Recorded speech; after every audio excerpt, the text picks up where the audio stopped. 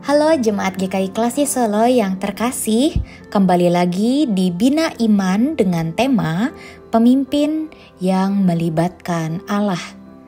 Sebelum kita akan membaca juga merenungkan firman Tuhan, mari kita bersatu di dalam doa.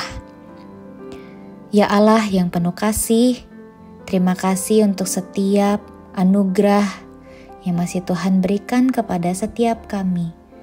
Sebentar kami akan membaca juga merenungkan kebenaran firman Tuhan.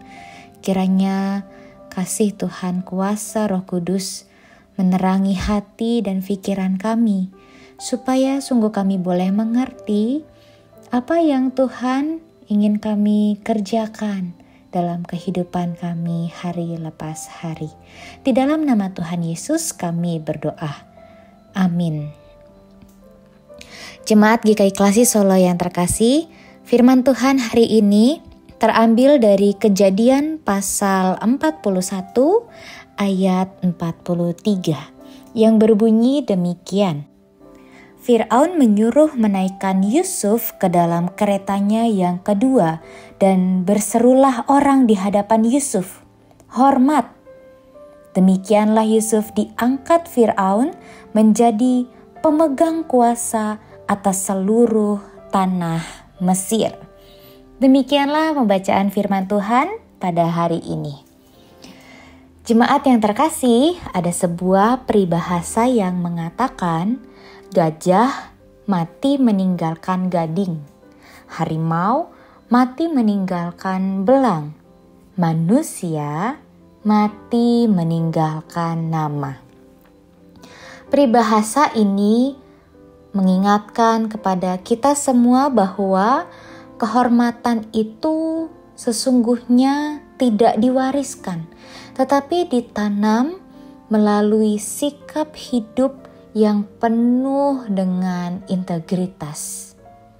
Nama baik tidak datang hanya karena jabatan atau kuasa semata, melainkan karena kesetiaan seseorang menjalankan tugas dan tanggung jawabnya dengan sungguh-sungguh. Nah, Yusuf adalah contoh pemimpin yang seperti itu. Dalam teks yang kita baca pada hari ini, kita bisa melihat bahwa ia sungguh dihormati oleh seluruh Mesir setelah diangkat oleh Fir'aun sebagai orang kedua di kerajaannya.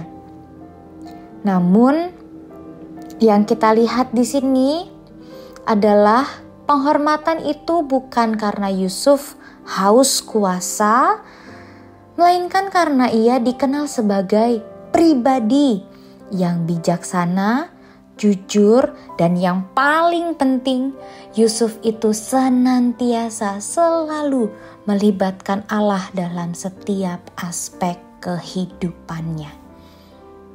Oleh karena itu, ia dimampukan untuk melaksanakan mandat besar, tugas besar, yaitu menyelamatkan bangsa-bangsa dari kelaparan.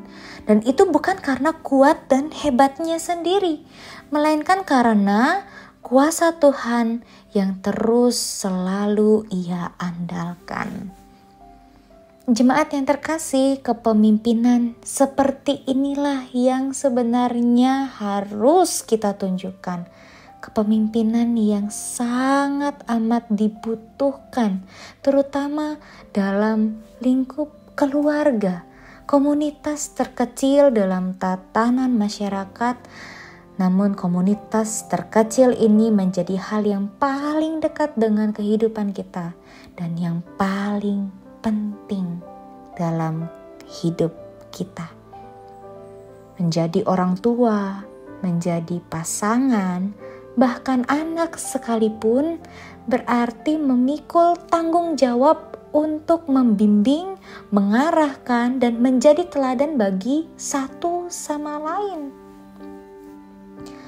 Ketika kita melibatkan Allah dalam keputusan dan relasi di dalam keluarga, maka percayalah bahwa kita pasti akan dimampukan untuk menjalankan setiap peran kita dengan kasih dan hikmat darinya. Maka ingatlah selalu, jemaat yang terkasih, bahwa kepemimpinan sejati tidak ditandai oleh kekuasaan, tetapi oleh kerendahan hati untuk terus mau melibatkan Tuhan, untuk selalu melibatkan Allah dalam setiap aspek kehidupan kita. Amin.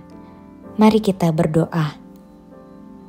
Ya Tuhan, terima kasih untuk firman yang boleh mengingatkan kami bahwa menjadi seorang pemimpin bukan berarti mengandalkan diri sendiri, tetapi selalu melibatkan Tuhan dalam setiap keputusan-keputusan yang kami ambil.